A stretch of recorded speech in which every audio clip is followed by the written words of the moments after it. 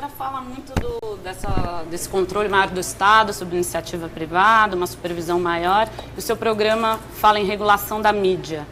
De que maneira isso será feito num governo da senhora? De que maneira o Estado controlará a mídia? Será em cima das concessões de TV? Não, eu acho que o Estado não tem que controlar a mídia, né? O problema é que hoje a liberdade de imprensa se resume à liberdade dos donos de veículos publicarem ou veicularem o que eles consideram que deve ser publicado ou veiculado, né? Prova disso é a cobertura absolutamente desigual que a mídia tem dado na campanha eleitoral, né? Inclusive a própria Folha, que cobre fundamentalmente os 3 candidatos e praticamente ignora os demais. Então isso é democrático? Eu não considero que isso seja democracia e liberdade nos meios de comunicação. Então garantir essa pluralidade é muito importante. Mas, candidata, no caso do PSOL, por exemplo, o partido não tem nenhum governador no Brasil. Tem 2 prefeitos em 5.570 municípios, 1 senador em 81, 13 deputados federais e 513. Não tem que ser proporcional também essa cobertura? Eu acho que proporcional é uma coisa. Sim, porque aqui é residual se a senhora comparar o todo. Não, não é. Quer dizer, a senhora tem o mesmo tempo, por exemplo, no debate que a senhora compareceu na Bandeirantes e no SBT. Nem nos debates tem o mesmo tempo. A senhora tem o mesmo tempo, tem os mesmos direitos que os outros. Inclusive, a sua assessoria assina um papel. Não tem o mesmo tempo. A permissão para perguntar 2 vezes para o mesmo candidato faz com que não se tenha o mesmo tempo.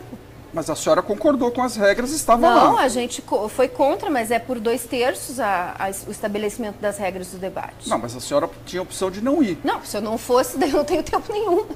É a mesma coisa que eu venho aqui. Mas isso não me impede de achar que a cobertura da Folha não é justa. Porque o PSOL é um partido que tem representação real na sociedade. Né?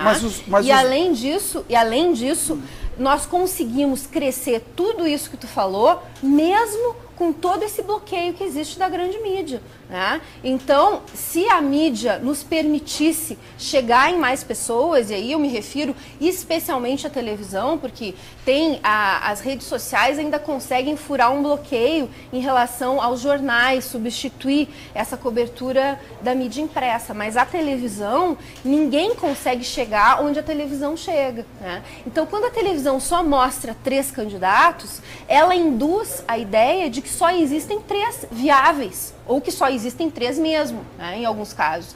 Então isso faz com que as pessoas achem que esses outros candidatos nem merecem o voto, porque é jogar o voto fora, votar em alguém que não tem chance de ganhar. Mas a senhora está falando da regulação da mídia de um ponto de vista principalmente político-partidário. Como isso seria feito para toda a população? Eu estou falando em democratização da mídia, né, e quais seriam os pontos? Em regulação.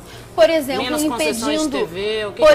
impedindo que uma única família controle vários veículos, por exemplo, impedindo que laranjas assumam veículos de comunicação em nome de políticos, como nós temos no caso das concessões de televisão, né? Então eu faria uma revisão nesse processo. E tem várias propostas dos movimentos que trabalham nesse tema da democratização da mídia que estão no Congresso Nacional e que poderiam ser debatidos. Então o fundamental que eu vejo é que o conjunto das diferentes pluralidades políticas e ideológicas pudessem ter espaço na mídia, o que hoje não acontece. O processo eleitoral é uma grande oportunidade para nós dialogarmos com o povo, mostrarmos as nossas propostas, denunciar os candidatos do sistema e mostrar que existe e que é viável uma alternativa de esquerda coerente, consequente e que não abandone as suas bandeiras no momento em que chega no poder. Pessoal, no calor desse abraço é que eu vou.